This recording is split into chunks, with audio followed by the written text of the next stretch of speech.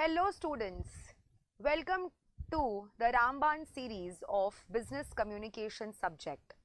इस रामबाण सीरीज के 2 एपिसोड्स हमने रखे हैं बिजनेस कम्युनिकेशन सब्जेक्ट के, जो कि आपका 50 मार्क्स का सिलेबस बनता है. सो ये दोनों वीडियोस जो आप देखेंगे वो प्लीज अच्छे से देखना. और आज का जो अपना पहला वीडियो होगा, इसमें हम मोस्ट इम्पॉर्टेंट 4 चैप्टर्स आपके सिलेबस के डिस्कस करने वाले हैं. That is chapter number 4, 6, 7 and 5. Next video में रिमेनिंग चैप्टर्स हम डिस्कस करेंगे. सो अगर ये 2 एपिसोड्स आप परफेक्टली देख लोगे तो आपको एक आइडिया आ जाएगा कि कैसे क्वेश्चंस एग्जाम में पूछे जाते हैं related to business communication subject, and आप अच्छे से अपने 50 मार्क्स का सिलेबस आप अटेम्प्ट कर पाओगे इन the exam. So I hope ये वीडियो आपको अच्छे से हेल्पफुल रहेगा टू अटेम्प्ट योर एग्जाम. सो अभी जो हम स्टार्ट कर रहे हैं, जो आपका फर्स्ट चैप्टर हम ले रहे हैं, that is chapter number 4, which is one of the most important chapters of your business communication subject. सो चलिए अभी चैप्टर 4 में यहाँ पर हम पहले शुरुआत करते हैं फीचर्स से. बैरियर्स का जो टॉपिक है वो टुवर्ड्स द एंड करेंगे. सो let's start with the topic of features of communication. अभी यहाँ पे फीचर्स ऑफ कम्युनिकेशन में आप ऑब्जर्व करोगे टोटल 6 पॉइंट्स दिए हैं. सबसे पहले पॉइंट बोला है टू वे प्रोसेस. अभी टू वे प्रोसेस का मतलब क्या है? जब एक सेंडर और एक रिसीवर दोनों एक दूसरे के साथ बातचीत करते हैं तो उसको बोलते हैं to way process.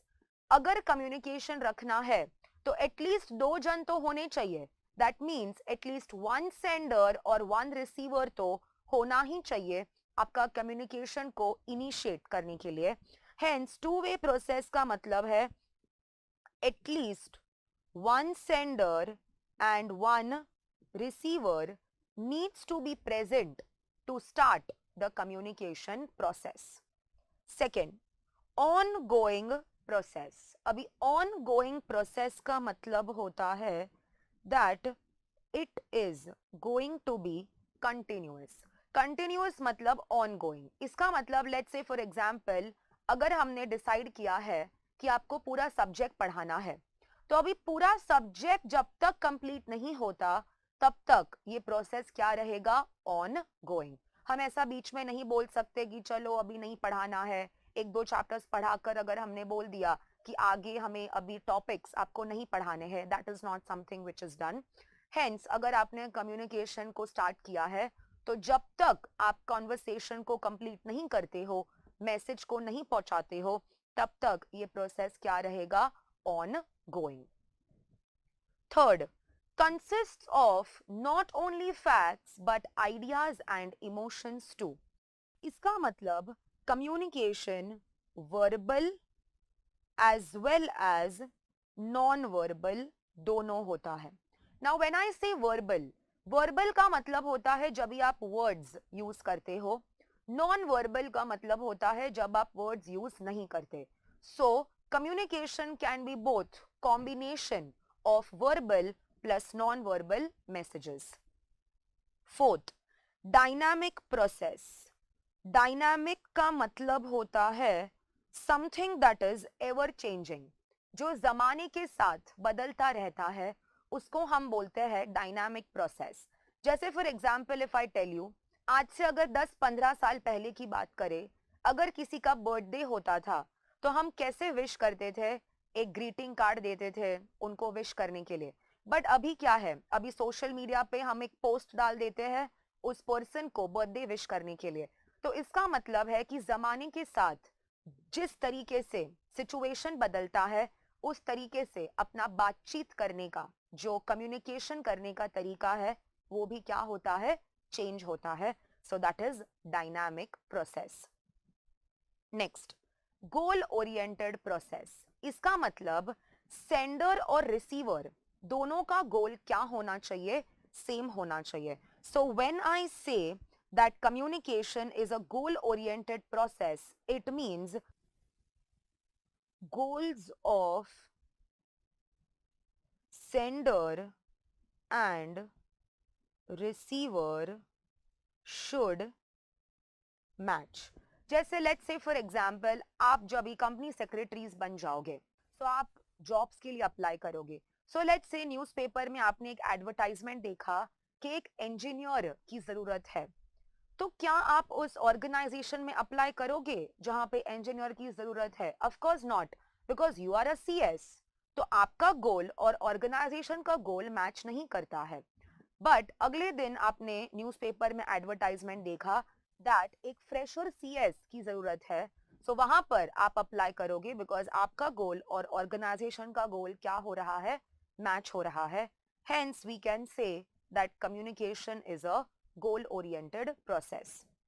Next, interdisciplinary science. इसका मतलब जब अलग अलग बैकग्राउंड्स के लोग एक दूसरे के साथ बातचीत करते हैं उसको हम बोलते हैं इंटरडिसिप्लिनरी साइंस। जैसे people from different academic, social और कल्चरल बैकग्राउंड जब एक दूसरे के साथ बातचीत करते हैं तो उसको हम क्या बोलते हैं? Interdisciplinary science. So these were some topics related to features of communication. Next topic है choice of means of communication. अभी जैसे अगर थोड़ा बहुत मैं आपको ओवरव्यू दूं, हमारे सिलेबस में जो means and modes of communication है वो टोटल दो टाइप के हैं। पहला है वर्बल और दूसरा है नॉन वर्बल। अभी वर्बल मोड की बात करें, there are 4 categories. One is oral, second is written, third is visual and the last is audio visual. So these are some categories of verbal communication. Non verbal में कुछ examples दिए हैं, जैसे if I say for example body language,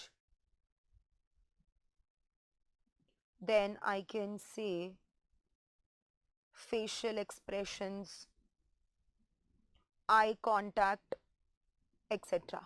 इसका मतलब जब भी आप वर्ड्स का इस्तेमाल ना करके एक्शंस के जरिए एक दूसरे के साथ बातचीत करते हो उसको हम बोलते हैं नॉन वर्बल। अभी हमारे पास दो means and modes of communication है। सो इस टॉपिक में ना हमें फैक्टर्स बताए गए हैं कि कौन से फैक्टर्स के बेसिस पर आप चॉइस कर सकते हो कि कौन सा मीन्स ऑफ कम्युनिकेशन सही रहेगा।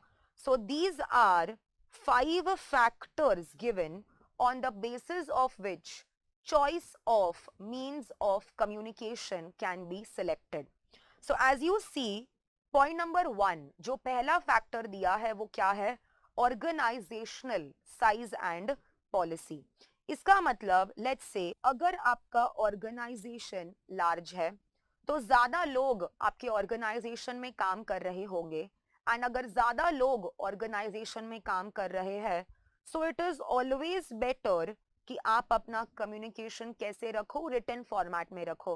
बिकॉज अगर ज्यादा लोग हैं तो क्या पता शायद कुछ कंफ्यूजन हो जाए, कुछ प्रूफ्स रखने की आपको जरूरत पड़े। इसीलिए to be on a safer side keep your communication in a larger organization in a written format. Likewise अगर आपका ऑर्गेनाइजेशन छोटा है, if the organization is small, then always prefer to keep the communication in the oral format, क्योंकि कम लोग हैं, ज्यादा chances नहीं है कंफ्यूजन होने के।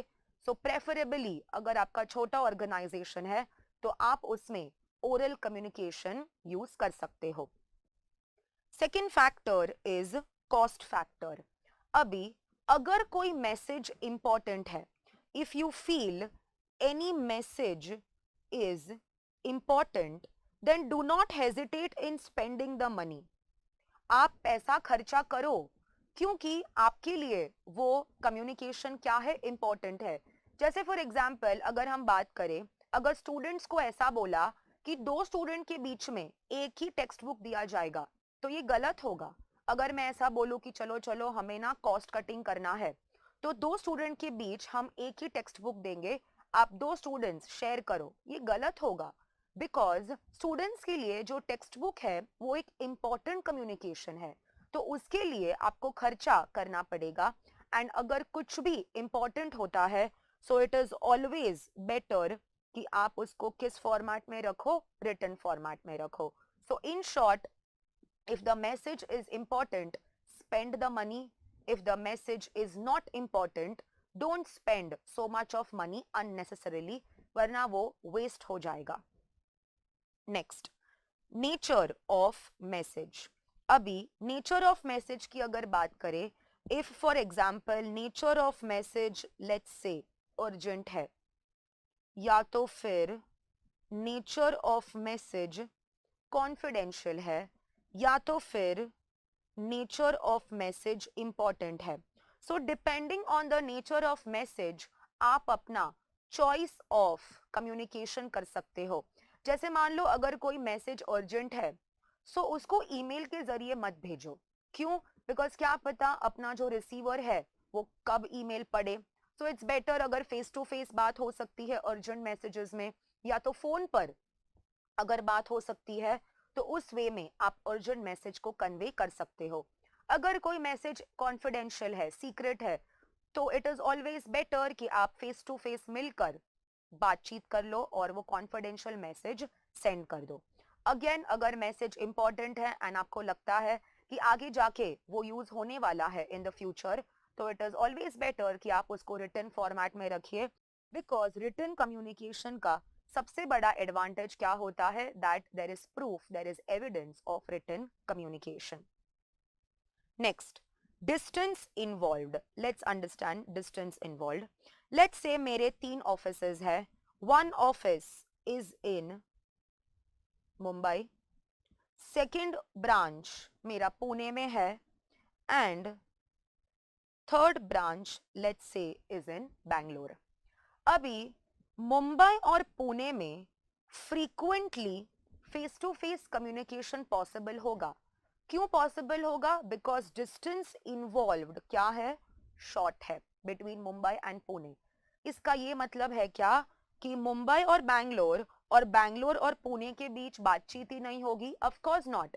मुंबई बैंगलोर के बीच हम लोग वीडियो कॉल कर सकते हैं, फोन कॉल्स कर सकते हैं। बैंगलोर पुणे के बीच भी हम वीडियो कॉल कर सकते हैं, फोन कॉल्स कर सकते हैं।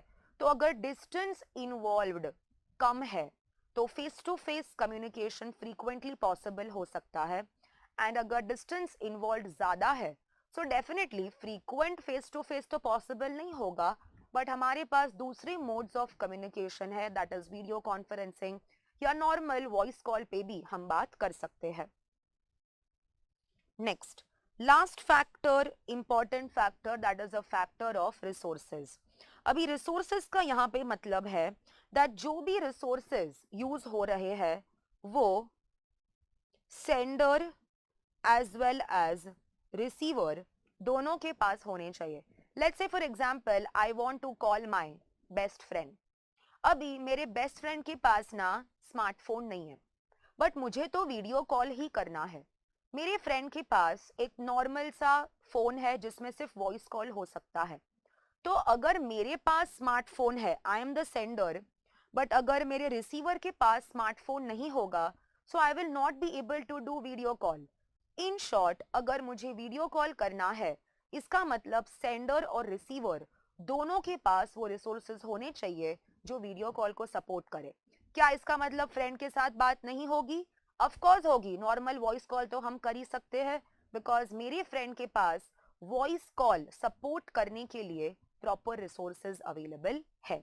सो इन शॉर्ट, रिसोर्सेज का फैक्टर ये बोलता है दैट दोनों सेंडर और रिसीवर के पास एडिक्वेट रिसोर्सेज होने चाहिए कम्युनिकेशन मोड को सिलेक्ट करने के लिए। Moving ahead, 7 C's of effective communication. This is also one of the important topics of the syllabus. Now as you observe, यहाँ पर ये topic जो बोला है 7 C's of effective communication, यहाँ पर आपको total 7 points दिखेंगे। अभी before we start this 7 C's of effective communication, let's just understand effective communication का मतलब क्या होता है। इफेक्टिव कम्युनिकेशन का मतलब होता है when the receiver understands the message completely, तब हम इसको बोल सकते हैं that ये कौन सा कम्युनिकेशन है, effective communication.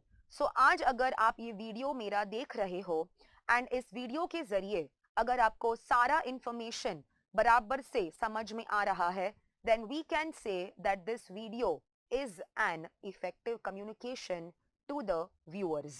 So let's see ये 7 C's में कौन से पॉइंट्स दिए हैं. सबसे पहला पॉइंट दिया है करेक्टनेस ऑफ फैक्ट्स एंड यहाँ पर फोर्थ पॉइंट दिया है कंप्लीटनेस ऑफ इंफॉर्मेशन. ये दोनों पॉइंट्स हम साथ में समझते हैं. Let's understand. Now if you see, अगर आपका मैं सिलेबस का एग्जांपल लूं, आपके CSEET बिजनेस कम्युनिकेशन के सिलेबस में टोटल 8 चैप्टर्स दिए हैं. अभी अगर मैंने आपको 8 चैप्टर्स में से 5 चैप्टर्स पढ़ाए और 3 चैप्टर्स नहीं पढ़ाए, तो क्या ये सही होगा? ऑफ कोर्स नॉट, ये सही नहीं होगा, बिकॉज ये इंफॉर्मेशन क्या होगा, इनकम्प्लीट होगा. नाउ नेक्स्ट 8 चैप्टर्स अगर है मेरे पास, उसमें से मैंने आपको CSEET के 5 चैप्टर्स पढ़ाए और CS फाउंडेशन जो ओल्ड सिलेबस है उसका मैंने आपको 3 चैप्टर्स पढ़ा दिया. ऐसे अगर देखे तो मैंने 8 चैप्टर्स तो आपको पढ़ाए हैं, but do you think it is relevant? No, ये सारा इनकरेक्ट इंफॉर्मेशन है, तो ये भी सही नहीं होगा. बट अगर मैंने आपको ऑल द 8 चैप्टर्स CSEET के ही पढ़ाए, तब हम कह सकते हैं दैट इंफॉर्मेशन कंप्लीट भी है एज वेल एज करेक्ट भी है. तो अगर आपको अपना कम्युनिकेशन इफेक्टिव रखना है तो वो करेक्ट भी होना चाहिए एज वेल एज कंप्लीट भी होना चाहिए. Next, clarity of expression. अभी क्लैरिटी ऑफ एक्सप्रेशन का यहां पर मतलब है, आज अगर यहां पर मैं लेक्चर ले रही हूं, सो एज अ सेंडर मेरे माइंड में क्लैरिटी होना चाहिए जिससे कि मैं सही इंफॉर्मेशन आपको पास ऑन कर सकूं. अगर एज अ सेंडर अगर मैं ही कंफ्यूज्ड हूं, सो यहाँ पर सही से क्लैरिटी नहीं होगा, इंफॉर्मेशन आप सही से पहुंचा नहीं पाओगे, because I myself I am confused. So if the sender is confused, the receiver will also get confused. Hence to make the communication effective, sender के माइंड में क्लैरिटी होना जरूरी है. Next, conciseness of message. अभी concise का मतलब होता है शॉर्ट एंड ब्रीफ. कम से कम शब्दों में आप कंटेंट को समझाने की कोशिश कीजिए, इसको हम बोलते हैं कंसाइजनेस ऑफ मैसेज. अगर आप ज्यादा इंफॉर्मेशन शेयर करते हो तो वो definitely for the receiver confusing हो जाएगा, बिकॉज अपने माइंड में एक मिसकंसेप्शन होता है कि ज्यादा इंफॉर्मेशन अगर शेयर करते हैं ना तो रिसीवर को ज्यादा समझ में आता है, बट ऐसा नहीं है. Please keep the information to the point, which is conciseness of message. Next, consideration for the receiver. इसको एक और टर्म दिया है, it is called the you attitude. अभी यू एटीट्यूड का मतलब होता है एज अ सेंडर, जब मैं अपने आप को रिसीवर के प्लेस पे रख के देखती हूँ और ये सोचती हूँ कि रिसीवर कैसे सोचेगा अगर मैं रिसीवर की जगह पे होती, so what would be the thought process of the receiver. आज अगर आप ये CSEET का यहाँ पर वीडियो देख रहे हो, तो हमें ये वीडियो एक CSEET स्टूडेंट के लेवल के हिसाब से बनाना पड़ेगा. हम यहाँ पे वीडियो एग्जीक्यूटिव या प्रोफेशनल लेवल का नहीं बना सकते, बिकॉज हमारा जो ऑडियंस है जो ये वीडियो देख रहा है, that is going to give the ET exam. So we have to put our self. इसका मतलब एज अ सेंडर हमें अपने आप को किसके प्लेस पे रखना पड़ेगा, रिसीवर के प्लेस पे रखना पड़ेगा, which is called as what, consideration for the receiver. Next, very important point, concreteness in presentation. Let's say for example, अगर हम concrete की बात करें, कंक्रीट का मतलब होता है cement. Cement means something that is strong और फर्म. जो मजबूत होता है, जो स्ट्रॉन्ग होता है, उसको हम बोलते हैं concrete. Let's say for example, अगर मुझे एक स्टूडेंट का मैसेज आता है दैट मैम मुझे ना बिजनेस कम्युनिकेशन सब्जेक्ट में 49 मार्क्स आया 50 में से. ओके, सो स्टूडेंट ने बड़ी अच्छी मेहनत की. अगर वो स्टूडेंट को 49 मार्क्स आया है 50 में से, सो मैंने वो स्टूडेंट को बड़ा अच्छा कंग्रेचुलेट मैसेज भेजा कि चलो बहुत अच्छे, आप बहुत अच्छे मार्क्स से पास हो गए हो. But after sending the congratulatory message, मैंने स्टूडेंट को बोला कि प्लीज आप मुझे अपनी मार्कशीट का एक फोटो सेंड करो. तो ये मैंने क्यों पूछा होगा? बिकॉज आई वॉन्टेड प्रूफ और evidence. So as a sender, अगर स्टूडेंट ने मुझे फोटो भेज दिया और सच में उसको 49 मार्क्स मिला है 50 में से, तो इसको ही हम क्या बोलते हैं? Concreteness in presentation. So as a sender, जब आप अपना कुछ भी इंफॉर्मेशन शेयर करने के लिए अगर प्रूफ और एविडेंस सबमिट करते हो, तब हम उसको बोलते हैं that it is concreteness in presentation. And जब आप प्रूफ और एविडेंस सबमिट करोगे, तो उसके वजह से जो रिसीवर है वो आपकी बात को ज्यादा बिलीव करेगा, आपकी बात को ज्यादा मानेगा, बिकॉज आपने उसको प्रूफ और एविडेंस दिया है. Next, courtesy towards the recipient. अभी कर्टसी की अगर बात करें, सो यहाँ पे हमें पोलाइट रहना चाहिए, हमें रिस्पेक्टफुल रहना चाहिए towards the receiver. So let's say if I am at a very high authority level in the organization, that does not mean मैं किसी के भी साथ कैसे भी बात करूं. मुझे polite रहना पड़ेगा, respectful रहना पड़ेगा towards my receiver, जिसको बोलते हैं courtesy towards the receiver.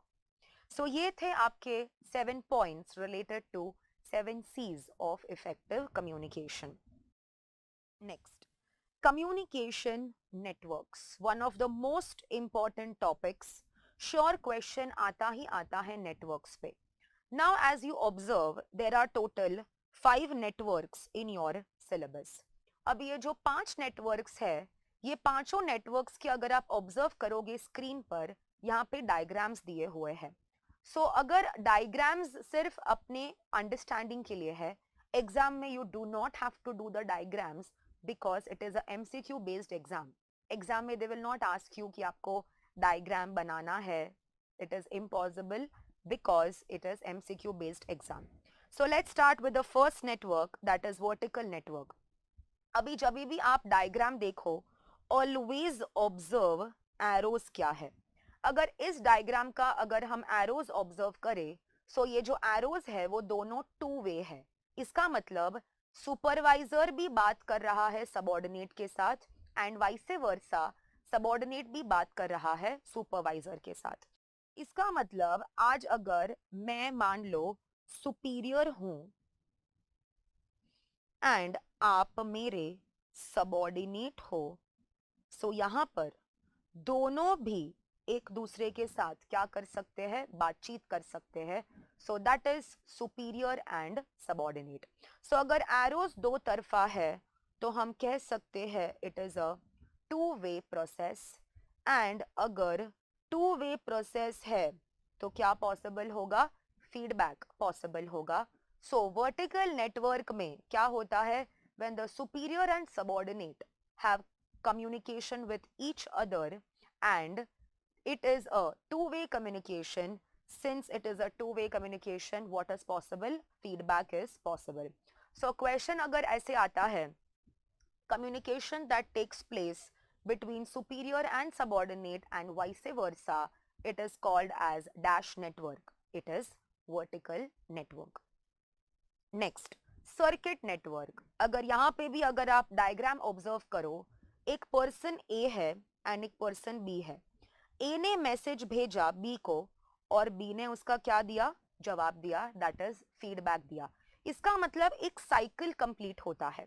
So if I talk to you and आप मेरे साथ बात करते हो, तो यहाँ पर एक चक्कर कंप्लीट होता है, एक साइकिल कंप्लीट होता है, इसीलिए इस नेटवर्क को हम क्या बोलते हैं, सर्किट नेटवर्क। अगर आप ध्यान से डायग्राम को ऑब्जर्व करोगे, यहाँ पर अगर फीडबैक दिया है, दैट मीन्स सर्किट नेटवर्क भी क्या होगा, it is going to be a two way process. So अगर टू वे प्रोसेस है तो डेफिनेटली फीडबैक होगा। तो अभी वर्टिकल नेटवर्क भी टू वे था, उधर भी फीडबैक था, सर्किट नेटवर्क भी टू वे है, यहाँ पर भी फीडबैक है। Then what is the difference between vertical and circuit network? The major difference between vertical and circuit network is that circuit network में जो दो लोग एक दूसरे के साथ बातचीत करते हैं वो मान लिया जाएगा that they both belong to the same level. इसका मतलब ये डायग्राम में ये जो A और B है, it will be assumed that they both belong to the same level in the organization, इसीलिए ये कौन सा नेटवर्क होगा, circuit network.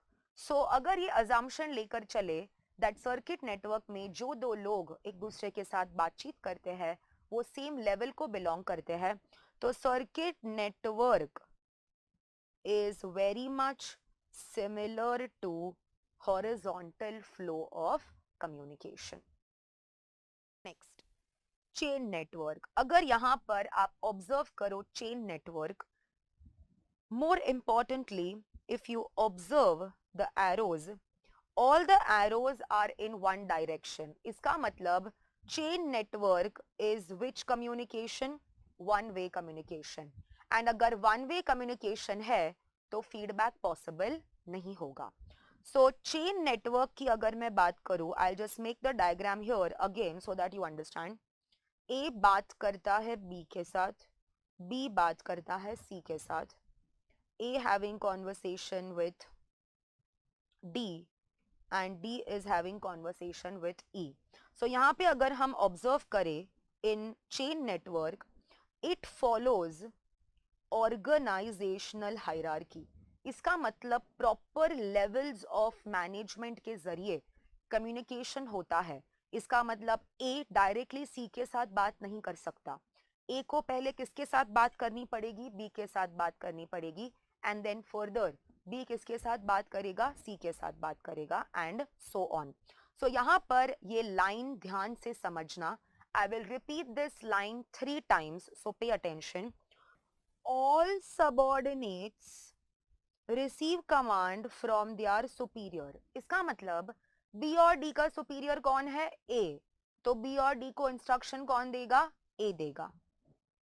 All subordinates receive command from their superior, इसका मतलब C का सुपीरियर कौन है, B, तो B क्या देगा, इंस्ट्रक्शन देगा C को। All subordinates receive command from their superior, इसका मतलब E को इंस्ट्रक्शन कौन दे रहा है, D दे रहा है। सो चेन नेटवर्क में क्या फॉलो होता है, ये कीवर्ड है, ध्यान से समझना। It follows organizational hierarchy। Organizational hierarchy का मतलब होता है the levels of management। And the drawback is what? It is one-way communication and feedback is not possible in which network? Chain network। Next, fourth network यहाँ पे जो दिया है that is wheel network। अभी wheel network को spoke network भी बोलते हैं। अभी इसको स्पोक नेटवर्क क्यों बोलते हैं, बिकॉज अगर आप एक पहिया देखते हो, okay, if you see the wheel, so in that wheel अगर आप देखोगे बहुत ज्यादा ऐसे स्पोक्स होते हैं, इसीलिए ये नेटवर्क को व्हील नेटवर्क या तो फिर स्पोक नेटवर्क बोला गया है। So if you observe the diagram, more importantly if you observe the arrows, अगर आप देखोगे सारे एरोज दोनों तरफ है, इसका मतलब सुपीरियर और सबऑर्डिनेट दोनों भी एक दूसरे के साथ वाइस वर्सा बातचीत कर सकते हैं। सो अगर हम एक एग्जांपल ले, यहाँ पर A कौन है, सुपीरियर है। मान लो A बात करता है B के साथ, वाइसे वर्सा बी को भी चांस मिलेगा ए के साथ बात करने का. सो ये भी टू वे प्रोसेस है. एंड अगर टू वे प्रोसेस होगा तो क्या पॉसिबल होगा? फीडबैक. सो ये पर्टिकुलर नेटवर्क को हम कैसे याद रखेंगे? One superior many subordinates, one superior many subordinate. अभी डायग्राम में आपको दिखेगा कि यहाँ पर इफ यू ऑब्जर्व 1 2 3 4 5 6 7 7 सबऑर्डिनेट्स दिए गए हैं. बट जरूरी नहीं है कि हमेशा 7 ही होंगे. 7 से ज्यादा भी हो सकता है, 7 से कम भी हो सकता है. सो इसके लिए एक सुपीरियर फिक्स है. सबऑर्डिनेट 7 से ज्यादा भी हो सकते हैं, 7 से कम भी हो सकते हैं. That is why how we remember it, one superior many subordinates. और व्हील एंड स्पोक नेटवर्क को बोला गया है that it is highly centralized network. When I say it is highly centralized network, इसका मतलब एक ही सुपीरियर सारे सबऑर्डिनेट्स को क्या दे रहा है? इंस्ट्रक्शन दे रहा है. Hence, it is a highly centralized network.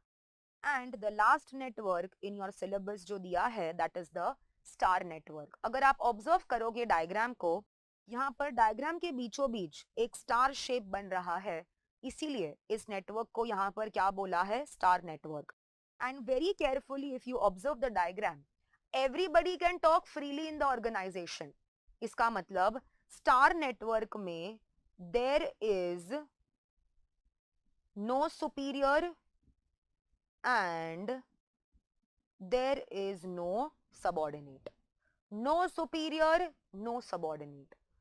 सब बिंदास एक दूसरे के साथ बिना हेजिटेशन के एक दूसरे के साथ बात कर सकते हैं. That means there is no fear. आपको जो भी जिस किसी के भी साथ फ्रीली बात करना है, आप बात कर सकते हो. And star network is best suitable for team work. अगर मिलजुल कर ऑर्गेनाइजेशन में आपको कुछ डिसीजन लेना है जहां पे कोई सुपीरियर नहीं है, कोई सबऑर्डिनेट नहीं है, सब बिंदास फ्रीली एक दूसरे के साथ बातचीत कर सकते हैं, तो बेस्ट नेटवर्क कौन सा होगा? Star network. नेक्स्ट टॉपिक ये चैप्टर का is communication flow. As you can observe यहाँ पे 4 फ्लोज दिए गए हैं: downward, upward, diagonal and horizontal. अगर डाउनवर्ड फ्लो की हम बात करें, so downward flow if you see as per the hierarchy कैसे होगा? टॉप से जाएगा मिडिल एंड मिडिल से जाएगा लो. तो इसको हम क्या बोलते हैं? Downward flow of communication. And upward flow जो है वो वाइसे वर्सा होगा, लो से मिडिल एंड मिडिल से top.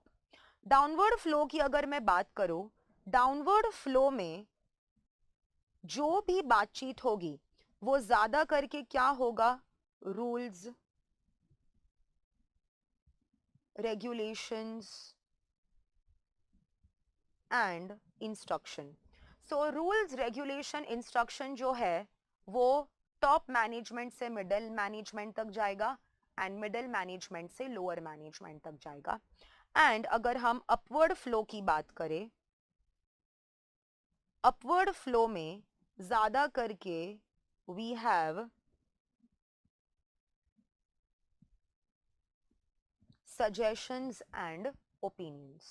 So this particular topic downward and upward flow में questions आते हैं that downward flow में क्या होता है? that is rules, regulations and instructions. and upward flow में क्या होता है? suggestions, opinions etc. उसके बाद अगर diagonal flow की बात करें, diagonal flow को free flow of communication बोला है. इसका मतलब जैसे स्टार नेटवर्क था, स्टार नेटवर्क में बिंदास आपको जिस किसी के भी साथ बात करनी है आप बात कर सकते हो. It is a free flow of communication. No hierarchy. Okay, there is no boss, no superior, no subordinate. यहाँ पर कोई भी हायरार्की फॉलो नहीं होता है. जिसको जिस किसी के भी साथ फ्रीली बिंदास ऑर्गेनाइजेशन में बात करनी है वो कर सकते हैं through diagonal flow. And the last is horizontal flow. अभी हॉरिजॉन्टल फ्लो की अगर मैं बात करूं, horizontal flow, let's say for example, let's say एक पर्टिकुलर पर्सन है, एक है sales manager and the other person is the production manager. अभी सेल्स मैनेजर और प्रोडक्शन मैनेजर जब एक दूसरे के साथ वाइसे वर्सा बातचीत करते हैं तो इसको हम कौन सा फ्लो बोलते हैं? It is horizontal flow of communication. Okay, so when people belonging to the same level, status, authority, position in the organisation जब एक दूसरे के साथ बात करे तो वो हॉरिजॉन्टल फ्लो होता है। Next, types of communication. Types of communication में दो टाइप्स दिए हैं, one is internal and the second is external. Internal communication जो है that is within the organisation. So जो भी बातचीत विद इन द ऑर्गेनाइजेशन होती है उसको हम इंटरनल कम्युनिकेशन बोलते हैं। जैसे एम्प्लॉयज के साथ, कलीग्स के साथ, सुपीरियर सबॉर्डिनेट के साथ अगर आप बातचीत करते हो, सो that is internal communication. Next type जो दिया है that is external communication. External communication मतलब जो आउटसाइड द ऑर्गेनाइजेशन आप बातचीत करते हो with the people associated with the business. इसका मतलब कस्टमर, क्लाइंट, सप्लायर, डिस्ट्रीब्यूटर, इन सब के साथ जब आप बातचीत करते हो उसको हम बोलते हैं एक्सटर्नल कम्युनिकेशन। ज्यादा करके अपना एक्सटर्नल कम्युनिकेशन जो है वो रिटन फॉर्मेट में होना चाहिए, ताकि अगर कुछ आगे जाके डिस्प्यूट होता है so we are very much capable enough, because हमारे पास प्रूफ होगा अपनी बात को सच प्रूव करने के लिए। Next, communication process. अब ये जो टॉपिक है कम्युनिकेशन प्रोसेस का, ये आपको प्रॉपर सीक्वेंस में याद रखना पड़ेगा, बिकॉज ये पर्टिकुलर टॉपिक में ना the way the question comes ऐसे पूछते हैं, which is a third step in the communication process, which is the fifth step in the communication process. इसीलिए ये जो टॉपिक है प्रोसेस का वो आपको प्रॉपर सीक्वेंस, प्रॉपर क्रोनोलॉजी में याद रखना पड़ेगा। सबसे पहला स्टेप बोला है डेवलप एन आइडिया। अभी डेवलप एन आइडिया जो है वो सबसे पहले कहाँ से शुरू होगा? In the mind of the sender. So sender सोचेगा कि किस तरीके से हमें कम्युनिकेशन शेयर करना है with our receiver. Second is encode. Encode का मतलब होता है आप कैसे मैसेज को ड्राफ्ट करते हो।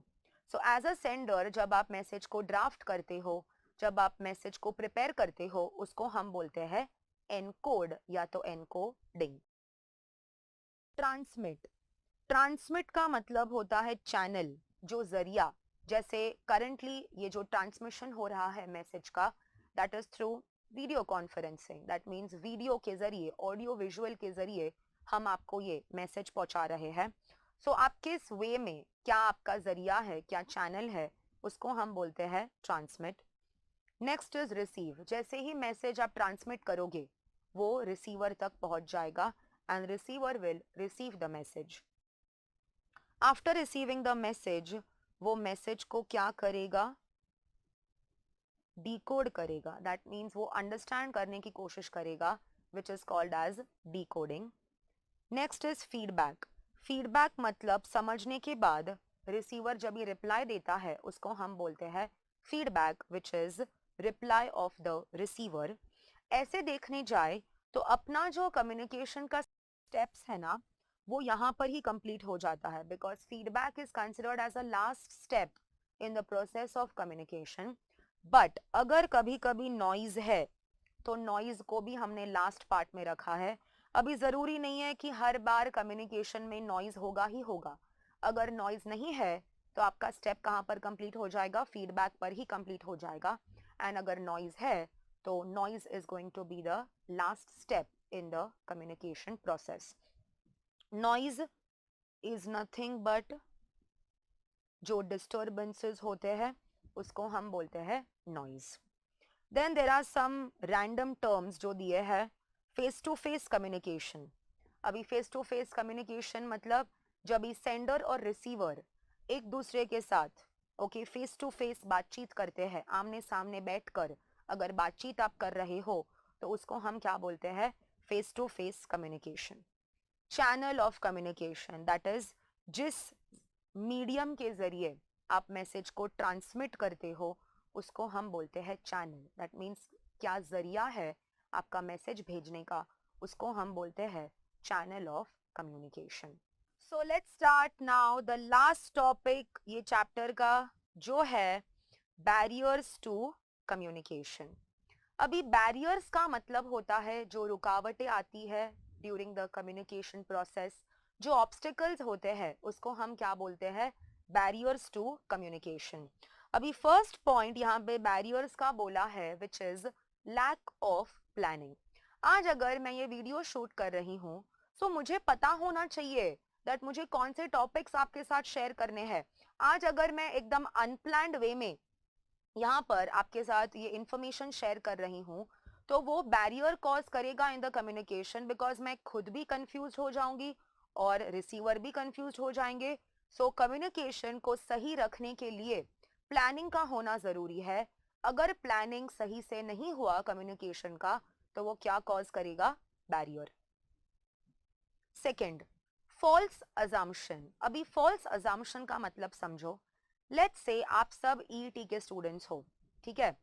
अभी एज अ टीचर मैंने एक अजम्पशन बना लिया कि आपको सारे रूल्स एंड रेगुलेशंस ईईटी के पता है, तो ये गलत होगा। मुझे यही मान के चलना है द स्टूडेंट को कुछ भी इंफॉर्मेशन नहीं है और सब कुछ सारा इंफॉर्मेशन मुझे आपको प्रॉपरली स्टार्टिंग से देना है। सो एज अ सेंडर अगर मैंने अज्यूम किया दैट रिसीवर को सारा इंफॉर्मेशन सब कुछ पता है तो वो गलत हो जाएगा। क्या पता अगर रिसीवर को कोई इंफॉर्मेशन पता ही ना हो तो ये मेरे साइड से गलती होगा। क्यों? क्योंकि मैंने क्या रखा है? False assumption. सो मुझे यही मान के चलना है एज अ सेंडर दैट मेरे रिसीवर को कुछ भी इंफॉर्मेशन पता नहीं है और मुझे उनको सब कुछ इन डिटेल स्टार्टिंग से बताना है।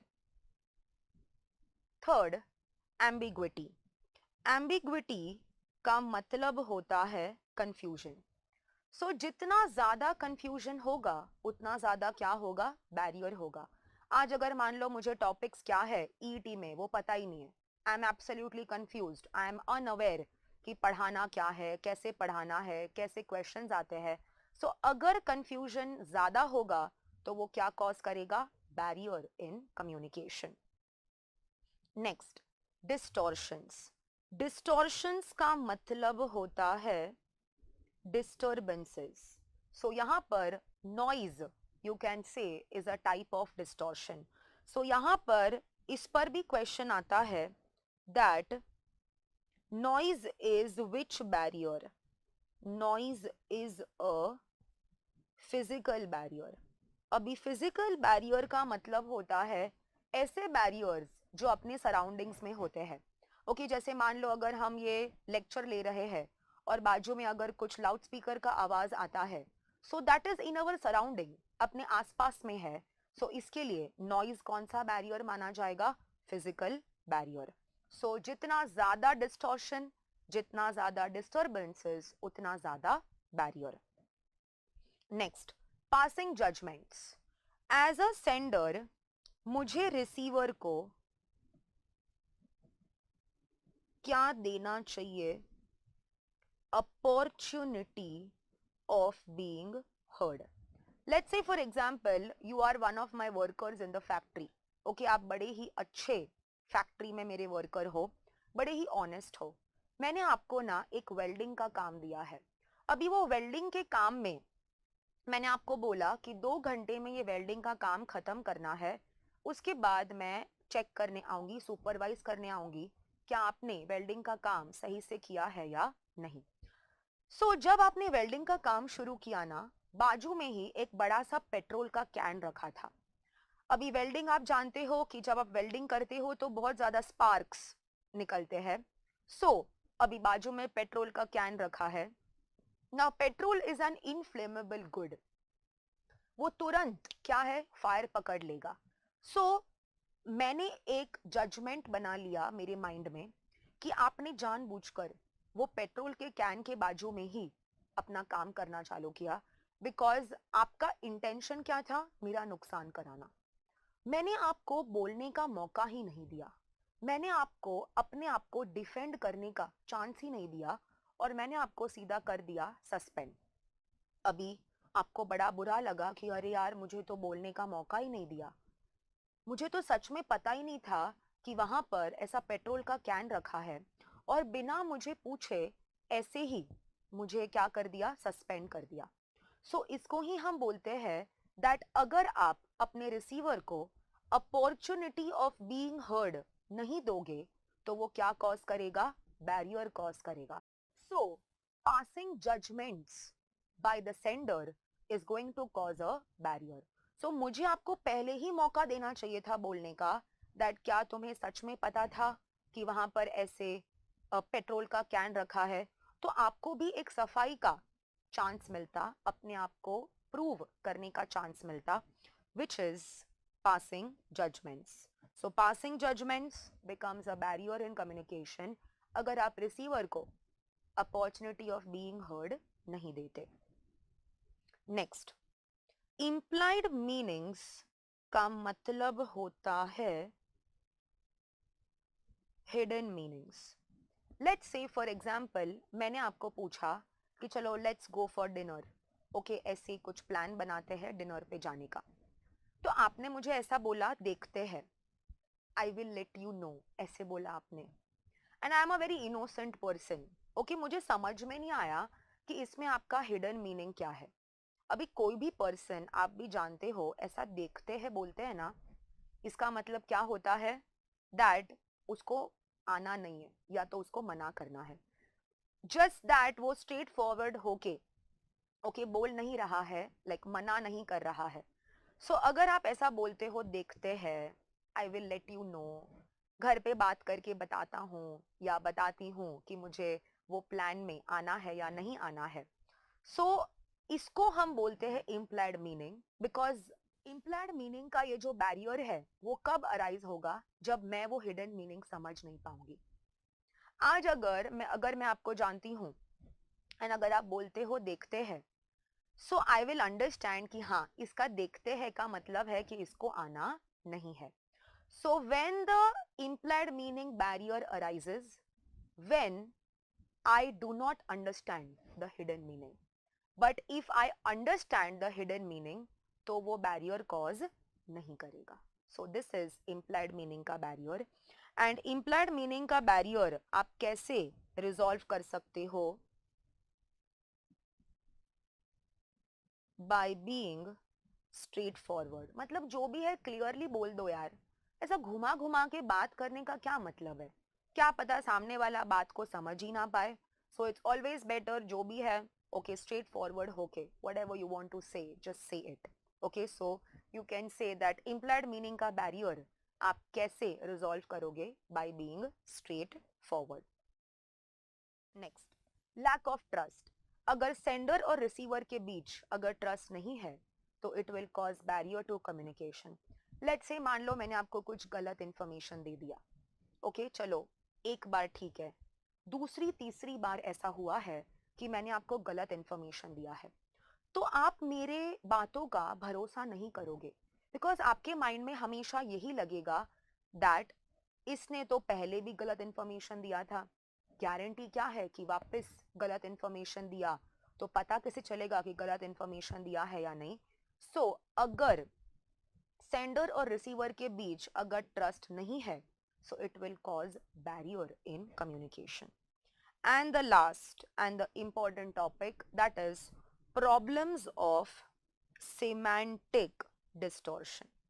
अभी समझो सेमांटिक डिस्टॉर्शन का मतलब क्या है।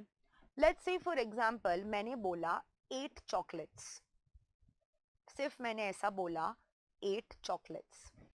अभी कुछ स्टूडेंट्स को लगेगा कि मैंने नंबर 8 बोला है, that is number 8 chocolates, and कुछ स्टूडेंट्स को लगेगा 8 चॉकलेट्स मतलब चॉकलेट्स खा लिया।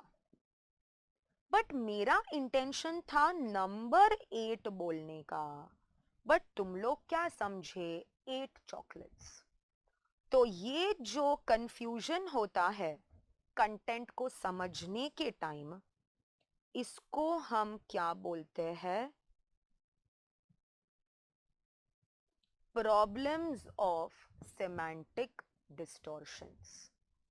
सो अगर एज अ सेंडर मुझे कुछ आपके साथ बात करनी है, बट आप एज अ रिसीवर उसका कुछ अलग ही मतलब समझते हो, so this is going to cause which barrier, the problem of semantic distortion. So ये कुछ आपके बैरियर्स थे ऑफ कम्युनिकेशन। सो अभी ये चैप्टर का थियोरी कंप्लीट होता है।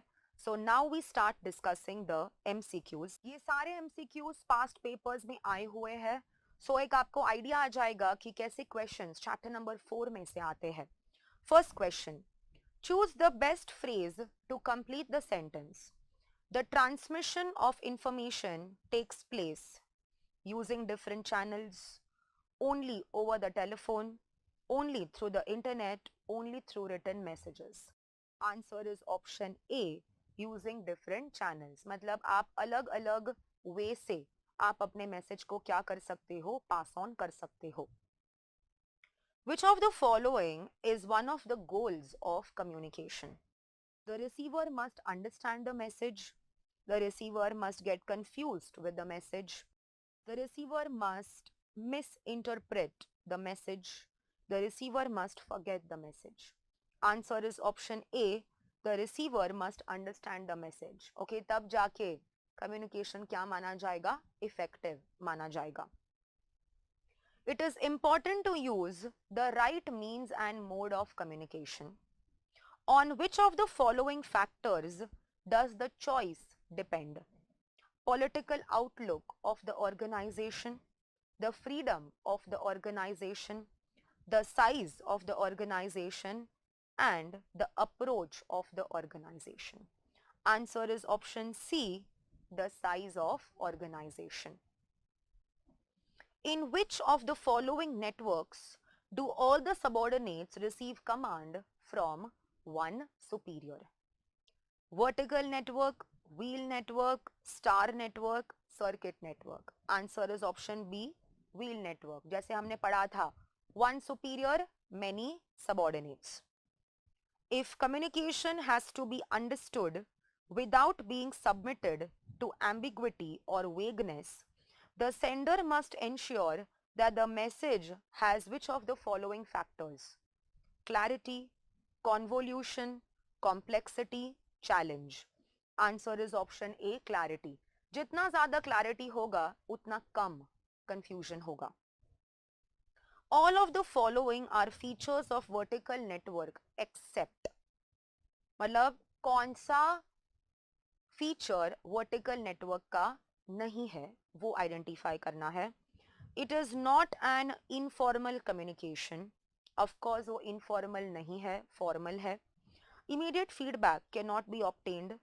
It is a two way communication. It is usually between superior and subordinate.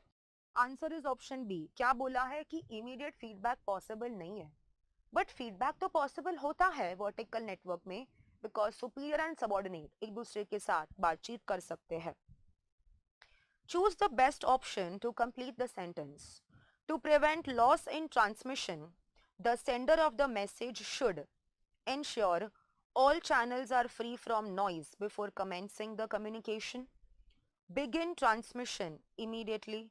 Not spend time on checking the channel. Keep a backup file. Answer is option A. अगर आपको सही से transmit करना है information को, सो जो भी चैनल के जरिए आप उसको भेज रहे हो वो नॉइज के बिना होने चाहिए. मतलब there should not be any distortion when you are sending the message. Which of the following statement conveys the meaning of internal communication network? It is a channel used to pass on information to the customers and clients. It is a pattern of direction in which information flows in the organization. It is a pattern of direction in which information is obtained from customers. It is a process in which criticism flows in the organization from down to top. Answer is option B. Internal communication है तो flow कैसा होगा? Within the organization. Which of the following helps the sender in confirming the correct interpretation of the message by the decoder? Decoder मतलब जो receiver है. Options are feedback, correctness, encoder, medium. Answer is option A, feedback. अगर सही feedback मिला, इसका मतलब हम बोल सकते हैं that हमारे receiver को information बराबर से समझ में आ गया है. Complete the sentence with the correct option. Miscommunication begins when the receiver understands the language easily, comprehends the essence of the message. Comprehends का मतलब होता है understand, find clarity in the message, decodes the message from his own perspective. Answer is option D. जब receiver अपने हिसाब से message को decode करता है तो वो गलत है. आप पहले ये समझो दैट सेंडर ने उसको किस वे में आपके साथ शेयर किया है. आप अपना पर्सपेक्टिव अगर यूज करोगे तो क्या पता आप कुछ अलग ही मतलब उसका समझ लो. Office order is a dash which is issued by the competent authority and contains instructions about work related information indicated by the organization. Downward, lateral, diagonal, horizontal. Answer is option A, downward communication. तो अगर आप order देते हो, instruction देते हो या कुछ भी rules and regulations बताते हो तो वो ऊपर से नीचे flow होता है. So that is downward flow of communication. So ये था आपका chapter number 4 of business communication, one of the very very important chapters of your syllabus. चलिए, so chapter number 4 के बाद अभी जो next important chapter आपके syllabus का है वो है chapter number 6, that is business correspondence. अभी correspondence का पहले मतलब समझो. Correspondence का मतलब होता है any written communication, any written communication जो आप send करते हो इस उम्मीद से कि रिसीवर हमें क्या देगा, रिप्लाई देगा. So such written communication which is shared with an intention to get a reply, तो उस written communication को हम क्या बोलते हैं, correspondence. And any written communication जो business related होता है तो उसको हम क्या बोलते हैं, business correspondence. So जैसे अगर आप अपने clients के साथ बातचीत करते हो, supplier, distributor, etc. मतलब जो भी लोग आपके business से जुड़े हैं, चाहे वो within the organization हो या outside the organization हो, उस particular written communication को हम क्या बोलेंगे, business correspondence.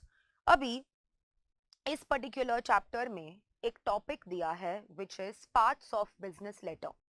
बहुत सारे पार्ट्स ऑफ बिजनेस लेटर दिए हैं बट दो पार्ट्स ऑफ बिजनेस लेटर जिस पे काफी बार क्वेश्चन आया है, that is first part is salutation and the second part of business letter is complimentary close.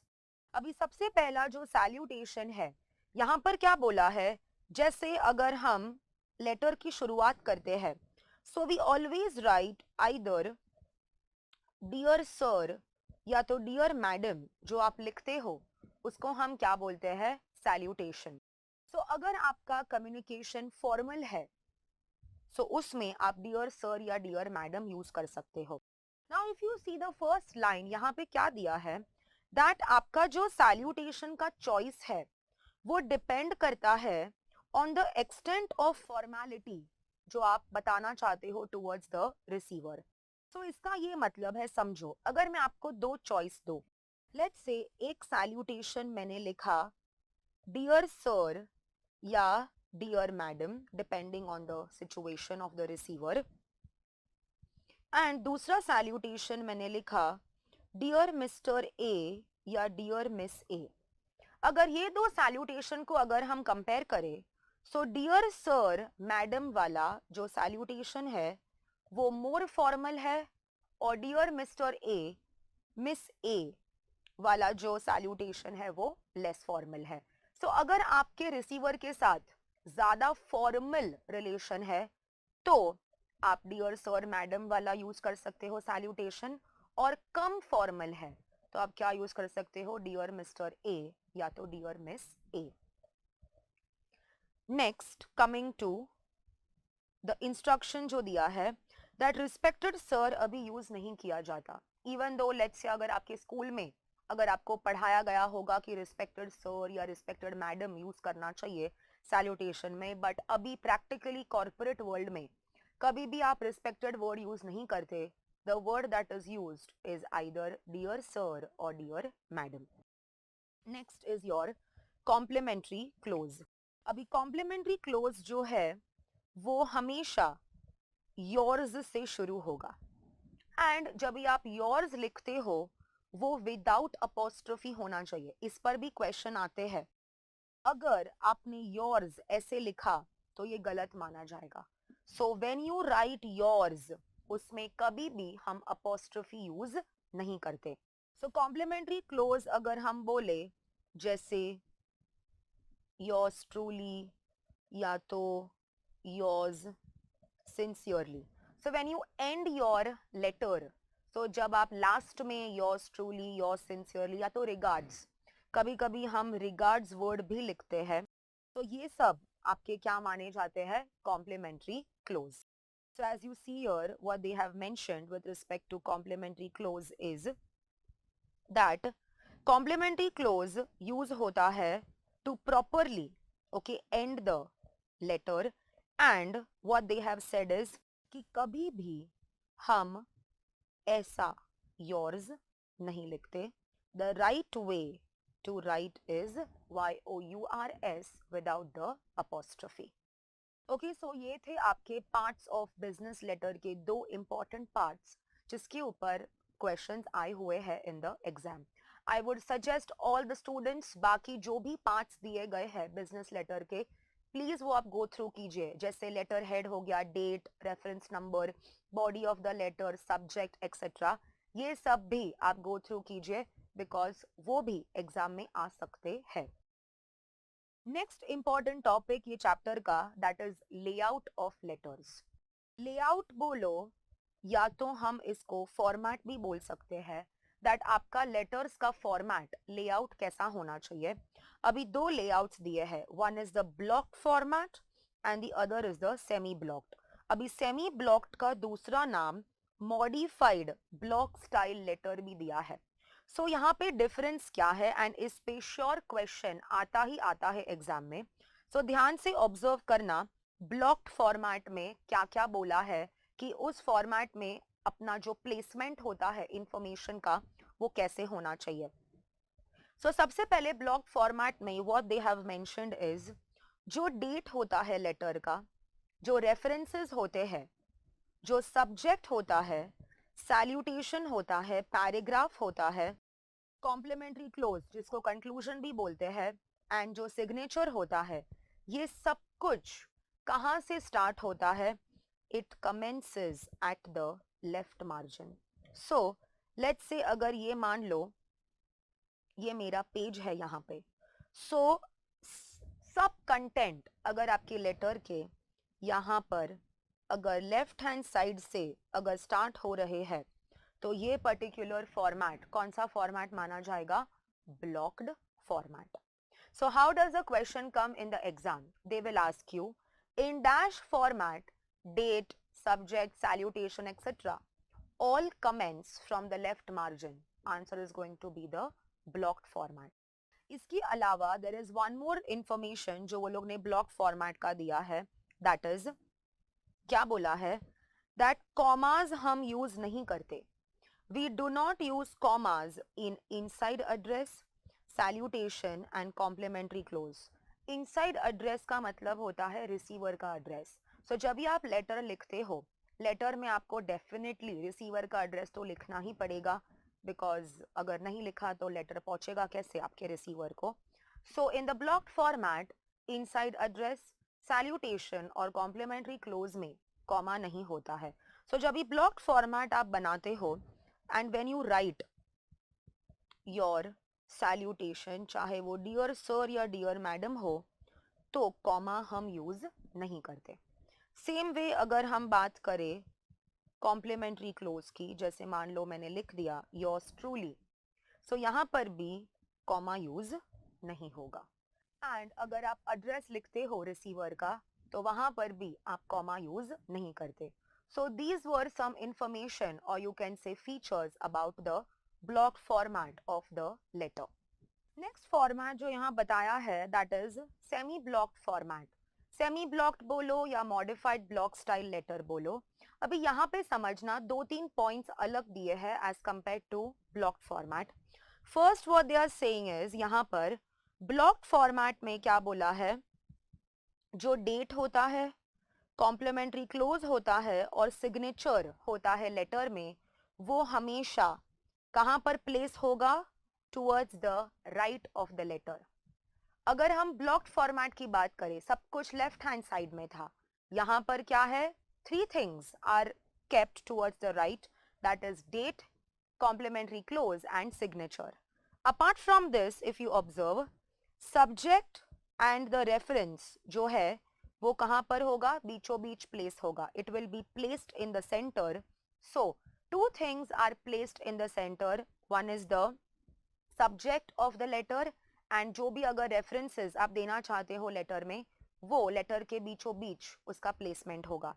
इसके अलावा what they are saying is the paragraphs will commence with a slight indent. अब ये indent का मतलब समझो क्या है, जैसे मान लो ये मेरा पेज है यहाँ पर, so you know whenever we start a new paragraph, हम लोग कुछ 2-3 फिंगर स्पेस छोड़कर हमारा पैराग्राफ को स्टार्ट करते हैं। सो ये जो आप मार्जिन से लेकर 2-3 फिंगर स्पेस जो आप छोड़ते हो, इसको हम बोलते हैं indent. So in a semi blocked format जब आप पैराग्राफ मेंशन करते हो या कुछ नया पैराग्राफ स्टार्ट करना चाहते हो, सो ऑलवेज आप मार्जिन से कुछ 2-3 फिंगर स्पेस छोड़कर ही उसको स्टार्ट करते हो। बट अगर हम ब्लॉक्ड फॉर्मेट की बात करें, the paragraph starts from the left margin. Next, apart from that what they are saying is, commas हम यूज कर सकते हैं in the semi blocked format inside address में, सैल्यूटेशन में एंड कॉम्प्लीमेंट्री क्लोज में। So we can use the commas in inside address, salutation and complimentary close. अभी commas कहाँ पर use नहीं कर सकते थे हम blocked format में, we were not supposed to use the commas, but in the semi blocked we are allowed as per the rule to use commas in the inside address, salutation and complimentary close. अभी यहाँ पे एक practical point ये भी दिया है, even though inside address में commas use करना अलाउड है as per the semi blocked format, but practically हम कॉमास को क्या करते हैं, ओमिट करते हैं in the inside address. So practical point of view से देखें तो सेमी ब्लॉक्ड फॉर्मेट में इनसाइड एड्रेस में कॉमा यूज नहीं होता, इवन दो इनसाइड एड्रेस में कॉमा यूज करना अलाउड है। Next topic is types of business messages. अभी टाइप्स ऑफ बिजनेस मैसेजेस में 3 मैसेजेस है, एक है positive, second is negative and third is persuasive. Persuasive का मतलब होता है जब आप किसी को कन्विंस करते हो। So let's start first with positive message.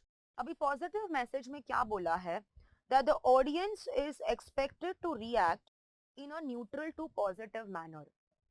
When I say is expected to react in a neutral to positive manner, इसका मतलब लेट्स से मान लो कंपनी ने अगर डिविडेंड डिक्लेयर किया है, अभी कुछ इन्वेस्टर्स ऐसे होंगे जो बड़े खुश होंगे दैट वाओ कंपनी ने क्या डिक्लेयर किया, डिविडेंड डिक्लेयर किया, so they will take it in a positive way. And some investors will be like हाँ बिग डील, उसमें क्या है, अगर कंपनी ने डिविडेंड डिक्लेयर किया तो उतना तो कंपनी करेगा ही, okay the declaration of dividend, उसमें कोई बड़ी बात नहीं है। So that is called as neutral reaction. That is you know in like normal situation भी अगर हम देखें, कभी कभी अच्छी चीजों को हम टेकन फॉर ग्रांटेड ले लेते हैं, ओके सो अगर कुछ अच्छी बात सुनने भी मिलती है तो उसमें अपना रिएक्शन कैसा होता है, न्यूट्रल होता है। सो what they are saying is, in a positive message कभी कभी audience neutral या तो फिर in a positive manner react करता है.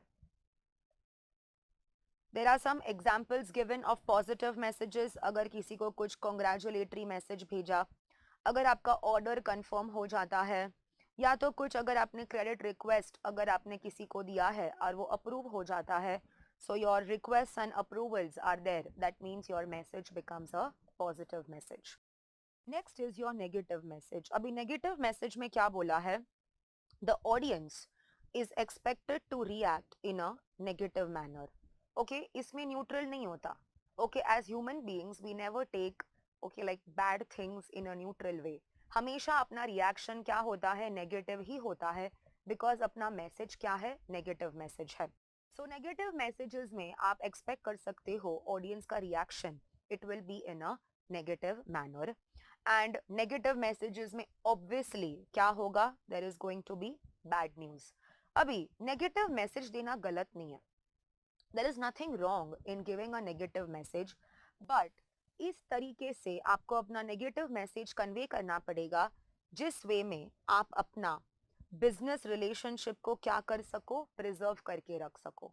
Okay, so you need to protect your business relations. तो उसके मद्देनजर रख कर आपको अपना नेगेटिव मैसेज अपने ऑडियंस तक पहुंचाना पड़ेगा कि मैसेज भी पहुंचा दिया और सामने वाले को उसका बुरा भी नहीं लगा. Next, persuasive messages. Persuasive comes from the word persuade and persuade का मतलब होता है convince.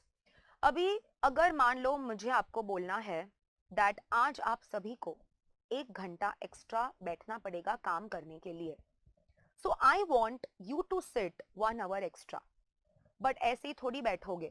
थोड़ा बहुत मुझे आपको मोटिवेट करना पड़ेगा, थोड़ा बहुत मुझे आपको एनकरेजमेंट देना पड़ेगा.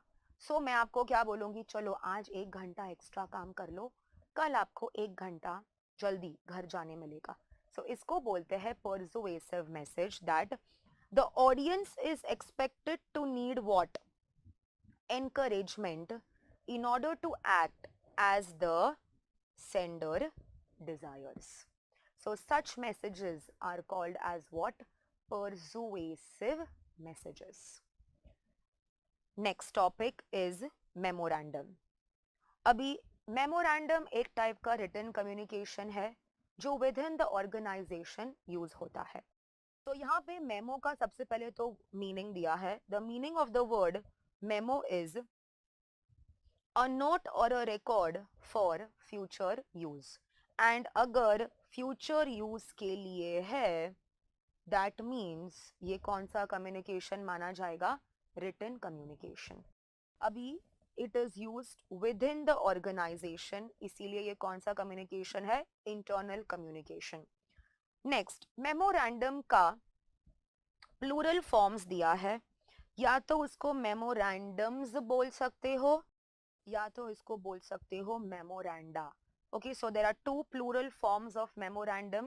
One is memorandums and the other is memoranda. उसके अलावा what they are saying is memorandum inter and intra office use हो सकता है. When I say it is used inter office, it means between 2 different departments of the organization. So आज अगर sales department को कुछ information भेजनी है to the production department, तो वो memorandum के जरिए information पहुंचा सकते हैं.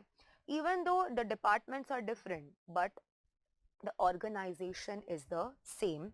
या तो वो हो सकता है intra office memo. इसका मतलब within the same department. So let's say अगर sales department को within the sales department कुछ information पहुंचाना है, तो वो हो सकता है through memorandum, because it is going to be intra office communication. इसके अलावा क्या बोला है? That memorandum में 2 things are not mentioned. It does not have salutation and complimentary clause. इसका मतलब लेटर में सैल्यूटेशन और कॉम्प्लीमेंट्री क्लोज होता है, जस्ट हमने पढ़ा before this topic. But in the memorandum we do not have salutations and complimentary clause. Apart from this, why is memorandum used? This point is important. It is used for issuing instructions to the staff. अगर कुछ policy में changes लाना है, अगर कुछ suggestions मंगवाने हैं from the employees, and ऐसी रैंडमली अगर कुछ इंफॉर्मेशन पास ऑन करना है within the organisation, and कुछ रिक्वेस्ट करने के लिए आप मेमोरेंडम्स यूज कर सकते हो. एंड जो मेमोरेंडम का लैंग्वेज होगा has to be polite and courteous. Okay, so it needs to be respectful. Okay, so ये था आपका थियोरी कंटेंट चैप्टर नंबर 6 का. लेट्स सी द क्वेश्चंस जो पास पेपर्स में आए हैं related to chapter number 6. First question, what is short written message that can be used for both inter and intra-departmental communication? Memorandum, circular, report, handouts. Answer is option A, memorandum within the same department or between two different departments. In a modified block layout, heading, complementary clause and signature are aligned horizontally with the left margin. Start a few spaces away from the margin, are intended in double spaces, are aligned vertically with the right margin. अभी modified block layout का मतलब है यहाँ पे हम semi blocked letters की बात कर रहे हैं. So the answer is option D, with the right margin. So towards the right जब आप लिखते हो तो वो आपका हो जाएगा modified block style letter. Which of these is a correct usage of salutation and complimentary clause in a business letter? My dear editor, yours faithfully. Hello, yours lovingly.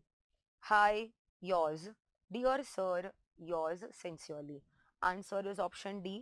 Dear sir के बाद हमने comma भी use किया. And यहाँ पे जो yours है, okay, इसमें अपॉस्ट्रोफी यूज नहीं किया. So the correct option is option D. So ये था आपका chapter number 6 business correspondence. So let's start chapter number 7 अभी, जो कि है आपका कॉन्सेप्ट ऑफ ई करस्पॉन्डेंस. अभी पिछले चैप्टर में हमने करस्पॉन्डेंस वर्ड का मतलब समझा था.